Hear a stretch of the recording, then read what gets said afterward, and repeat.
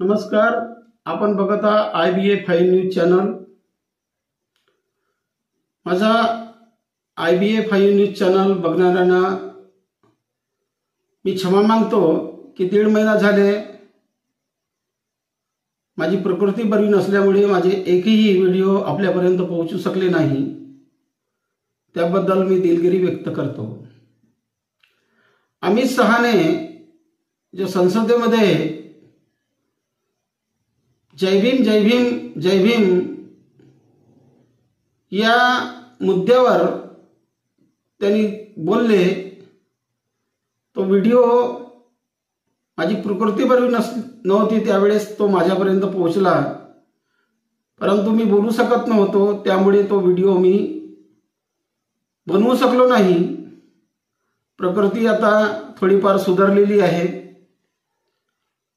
आणि मनात राहून झालं नाही मला, आणि नाईलाजाने त्याने जे बोललेले वाक्य मी या व्हिडिओमध्ये शेअर करत आहो. जय भीम बोलना एक फैशन हो गया. यदि आप इतना भगवान का नाम ले लेते तो 7 जन्म तक तुमको पुण्य मिल जाता. हे वाक्य त्यांनी सेंट्रल हाऊस मध्ये बोलले. सगळ्या लोकसभा सदस्यांनी ऐकलं, परंतु माझ्या महार समाजानं खूपच दुःख वाटलं. मलाही खूप दुःख वाटलं. मी त्या अमित शहाला, तडीपार माणसाला, 3 महिने जेलामध्ये राहिलेल्या शहाबुद्दीन एन्काउंटर केसमध्ये 3 महिने जेलामध्ये राहिलेल्या त्या महामूर्खाला सांगू इच्छितो, अरे बेटा, आम्ही जय भीम बोलणार नाही तोपर्यंत आमचं आयुष्य पूर्ण होऊ शकणार नाही. तुला याबद्दल काय अडचण आहे जय भीम बोलण्याकरिता? तू नको बोलू ना, आम्ही म्हणणार आणि म्हणणारच, मरेपर्यंत म्हणणार. या माझ्या समाजातले लोक आहेत, जेव्हा एखाद्या ऑफिसामध्ये जातो, ऑफिसर असतात, त्यांना जय भीम बोलतो तेव्हा त्यांना लाज वाटते, ते माझ्याशी जय भीम बोलत नाही. मला काही हरकत नाही त्याचं. परंतु एवढ्या मोठ्या भारताच्या गृहमंत्र्याने जय भीम बोलना ये फैशन हो गया. इतनी बार यदि भगवान का नाम लेते तो उनको 7 साल का स्वर्ग मिल जाता, असे त्यांनी जे वाक्य म्हटलं, याबद्दल मी फार दिलगिरी व्यक्त करतो. कारण त्या महामूर्खाला शहाबुद्दीन एन्काउंटरमध्ये 3 महिने जेलामध्ये राहिलेला माणूस आज भारताचा गृहमंत्री असतो. हे विचारणीय बाब आहे, लाजरवाणी बाब आहे. हा माणूस कसा गृहमंत्री बनू शकला याच्यावर विचार करणं फार योग्य आहे. आणि महामूर्खा, तुला कळत नाही, 1950च्या अगोदर डॉक्टर बाबासाहेब आंबेडकर यांचा जन्म 14/4/1891 ला झाला आणि श्री प्रतापसिंह हायस्कूल सातारा इथं 7/11/1900 ला त्यांच्या पहिल्या वर्गात नाव दाखल करण्यात आला. का तुला लाज वाटत नाही? भारताचा इतिहास थोडाफार वाचतेस की नाही? खूप दुःख होत आहे. RSSनी नेहमी SC ST OBC या प्रवर्गाला शूद्र मानून नेहमी छळ घेतला, परंतु या देशात OBC प्रवर्ग, ST प्रवर्ग जागृत झाला नाही. त्याचप्रमाणे SC समाजातील 59 जाती येतात, त्याच्यातील फक्त महार समाजात जागृत झालेला दिसतो. काही राज्यामध्ये जसा यूपीचा भाग घेतला तर यूपीच्या भागामध्ये 59 जातीपैकी 4 जातीचे लोक आज तिकडे कोणत्या जातीला कोणत्या नावाने त्या जातीला संबोधतात हे मला माहित नाही. ते सुद्धा जागृत झाले आणि भीम आर्मी नावाची एक संघटना तयार केली, पक्ष तयार केला आणि एक नेता जिंकून आला. परंतु माझ्या महाराष्ट्रामध्ये आजही एकही ओबीसी, एकही एसटी, एकही एससी त्यापैकी महार सोडून जागृत झालेला दिसत नाही.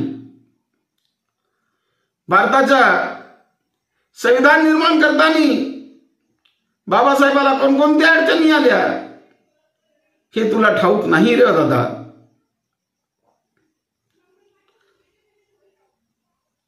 एकोणीसशे 18ला सायमन कमिशन या भारतात आले होते. मला मान्य आहे की त्यावेळेस काँग्रेसनी काळे झेंडे घातलेले होते. सायमन कमिशन भारतात का आले होते याचा तू इतिहास वाच. सायमन कमिशन या भारताचा सर्वे करण्याकरिता आला होता, कारण या भारत देशात जातीयता खूप मोठ्या प्रमाणामध्ये वाढली होती. ज्यावेळेस सायमन कमिशन या भारतात आला त्यावेळेस माननीय भास्करराव जाधव मराठा कुणबी, डॉक्टर भीमराव आंबेडकर आणि बॅरिस्टर जीना मुसलमान हे तिघ लोक एक आपला अहवाल घेऊन सायमन कमिशनला दिला. सायमन कमिशन या भारतामध्ये फिरला, परंतु जिथं तिथं काळे झेंडे दाखवले म्हणून सायमन कमिशन भारत सोडून आपल्या इंग्लंडला रवाना झाला. जिथं जिथं सायमन कमिशन जात होता तिथं तिथं गो बॅक सायमन असे नारे लागत होते. कोणामुळे? काँग्रेसमुळे. त्यावेळेस ह्या तुमच्या RSSच्या आता पताही नव्हता. मूर्खा महामाणस, तडीपार माणसा, जरा इतिहास वाच. आणि यानंतर तू बाबासाहेबांवर काही टीका केलास तर माझा महार समाज खवळल्याशिवाय राहणार नाही. मरण आला तर बेहतर, परंतु जर तू बाबासाहेबांचा जर असा विरोध केलास तर कदापि आम्ही सहन करू शकणार नाही. काय चाललंय या देशामध्ये? कशी सरकार चालवता तुम्ही? एका बाजूला बाबासाहेबांचं नाव घ्यायचं, दुसऱ्या बाजूने बाबासाहेबांचा तिरस्कार करायचा. अरे तुझी RSS काय आहे रे? तुझी काय आहे RSS आमच्या समोर? जेवढी बुद्धी आमच्या समाजामध्ये आहे तेवढी तुझ्यात आहे का रे? तुझा जन्म एखाद्या मोठ्या परिवारामध्ये झाला, बिझनेसमॅनच्या इथं, गरिबीतून कधीच नाही पाहिलास. गुंडागर्दी करून सगळे पद मिळवलास. तू एकही वार निवडणूक हरलास नाही. कशामुळे? आपल्या गुंड प्रवृत्तीमुळे. आणि आम्हाला सांगतोस की जय भीम बोलना ये एक फैशन बन गया. तडीपार महामूर्खा, लक्षात ठेव. पुन्हा पुन्हा मी तुला आव्हान करतो आणि हा मला बोलण्याचा अधिकार भारतीय संविधानाच्या आर्टिकल 19 मधून मिळाला आहे. मी संविधानरित्याच बोलतो. संविधानाने मला जे अधिकार दिलेले आहेत त्याच योग्य रीतीने बोलत आहे. तुला माहित आहे तू तडीपार झाला होतास?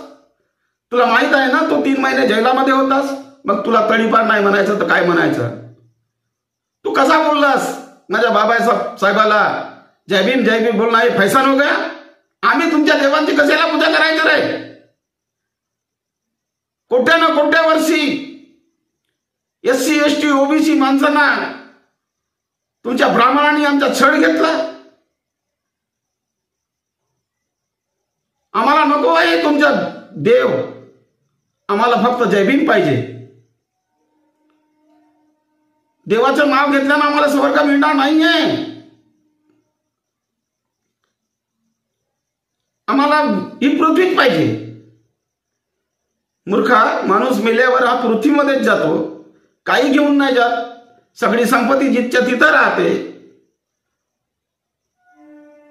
काहीच नाही राहत हातामध्ये, फक्त राहतो तर नाव. डॉक्टर बाबासाहेबांची पुण्यतिथी चांगली होते, जन्मदिवस चांगला होतो. एक भिकारी संत गाडगे बाबा, त्याची जयंती सुद्धा चांगली होते. पंडित जवाहरलाल नेहरूची जयंती साजरी होते, महात्मा गांधीची जयंती साजरी होते. तुझ्या एखाद्या RSSच्या माणसाची जयंती साजरी होते का रे? कदापि नाही होऊ शकणार. ज्या ज्या माणसांनी SC आणि ST OBC लोकांना छळला, त्यांची जयंती कधीच साजरी होऊ शकणार नाही. मुख में राम बगल में छुरी, जाना तू कर, त्या अयोध्येला जाऊन तू पूजा कर. आमचं काहीच म्हणणं नाहीये. तुला देव पाहिजे ना, देव तू आपल्या घरात ठेव. आम्हाला नको पाहिजे तुझे देव. पण याद राख, यानंतर आमच्या बाबासाहेबांच्या बद्दल असं बोलण्याची हिंमत नको दाखवू. आठवते ना तुला श्रीलंकेचं प्रकरण? काय केलं जनतेने? हिटलरचं काय झालं? इतिहास माहित आहे का? हिटलर तुझ्यासारखा हिटलरही करत होता. त्यावेळेस तिथली जनता खवळली. दोन्ही नवरा बायकोला वरच्या माड्यावर नेलं, नागवं करून पती पत्नीला मारलं, जिवंत मारलं. आठवण ठेव. त्यासारखं या देशातली जनता ज्या वेळेस खवळली ना, काय होईल तुझ्या थांग पता लागणार नाही. काय चाललं रे महाराष्ट्रामध्ये? सरपंचाची हत्या, जेलामध्ये ठेवून एका SC समाजाच्या युवकाची हत्या. ये ना, येऊन न्याय कर ना. लाज का वाटत तुला नाही? आधी इतिहास समजून जा. आणि मी तुला चॅलेंज करतो, जर तुझ्यामध्ये अवकाश असेल तर एका चौकामध्ये बसून इतिहासावर माझ्याशी बोल. मग तुला मी सांगतो तुझ्या RSSनी काय काय केलं.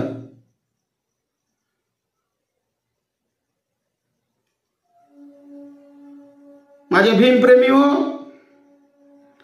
2 दिवस मोर्चा काढल्यानं काहीच होणार नाही.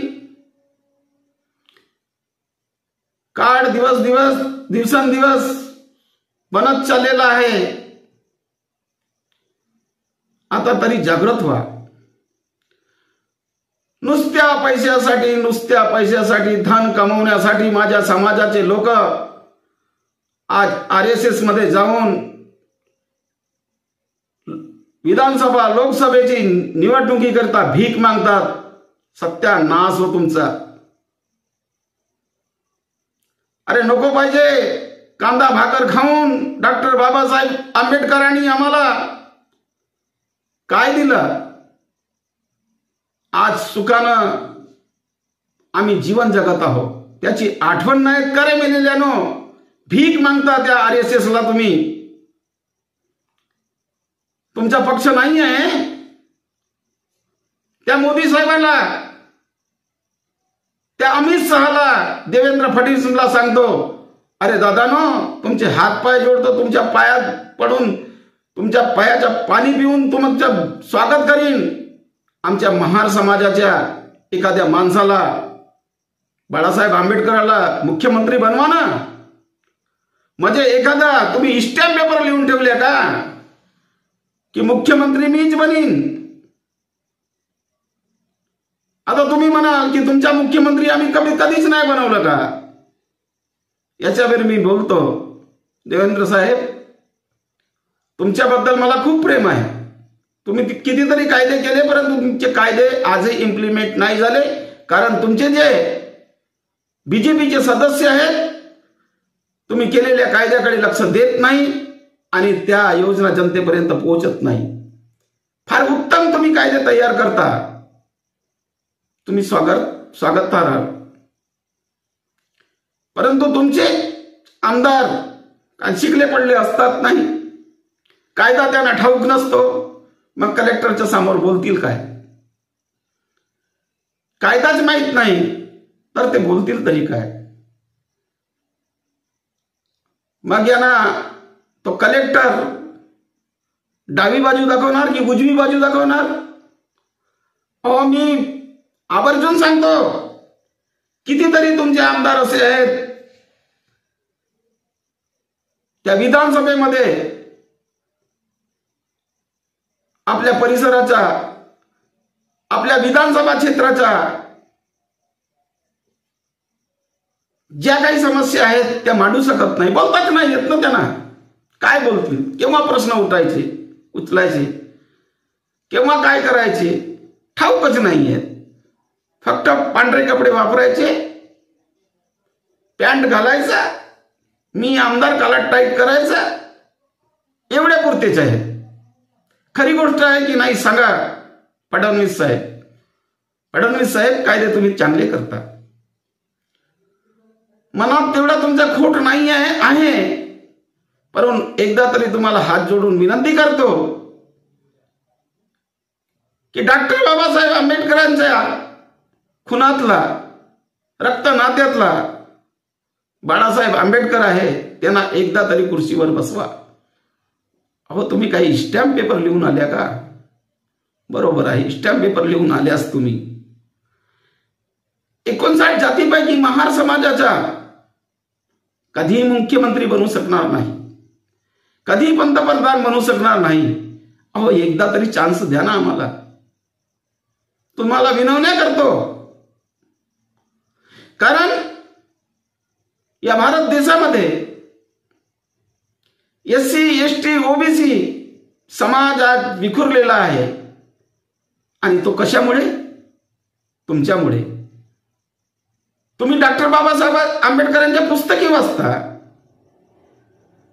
तुम्हाला खूप ज्ञान आहे, आणि इतर प्रवर्गाला काय सांगता? जा रे, तुम्ही इथं पूजा हवन केल्याशिवाय तुमचं भलं नाही होणार. ही सत्य गोष्ट आहे की नाही? आहेच ना. तुम्ही डॉक्टर बाबासाहेब आंबेडकरांच्या पुस्तकी वाचा, संविधान वाचा, तुम्ही वर जा आणि बाकी लोकांना सांगा की तुम्ही या मार्गाने जा, तुमचं भलं होईल. निवडणुका आल्या की दारू पाणी पिया, कोंबडे खा, आम्हाला मतं द्या, 1000-2000 रुपये घेऊन आम्हाला मतं द्या. तुम्ही काही करू शकता हो. अफाट पैसा तुमच्या जवळ पडलेला आहे, परंतु लक्षात ठेवा, शेवटच्या धारेला जेव्हा तुम्ही लागाल, तुमचा पैसा, तुमचा धन, तुमची कमवलेली कीर्ती, जर चांगली कीर्ती केली असाल तर तुमचं नाव येणार, नाही तर तुमचं धन जित्त पडून राहील आणि कोले कुत्रे खातील. जीवनाच्या उद्दिष्टांकडे लक्ष द्या की एक ना एक दिवस आम्ही म्हातारे होऊ आणि आमचं जीवन संपणार आहे. हा अफाट कमवलेला धन कोणाच्या कामी येणार आहे याच्याकडे तरी लक्ष द्या. आज आपण लक्ष देतो, या भारतामध्ये कोट्यावधी लोकांनी पैसा कमवलेला आहे. ईडीची धाड, सीबीआयची धाड, कोट्यावधी धन संपत्ती लोकांच्या जवळ. आज या भारत देशामध्ये खेड्यापाड्यामध्ये जे लोक राहतात यांनी कधीच एवढा पैसा पाहिला नाही हो. एखादा आमदार निवडून येतो, 2-3 पिढीचा पैसा कमवून बसतो.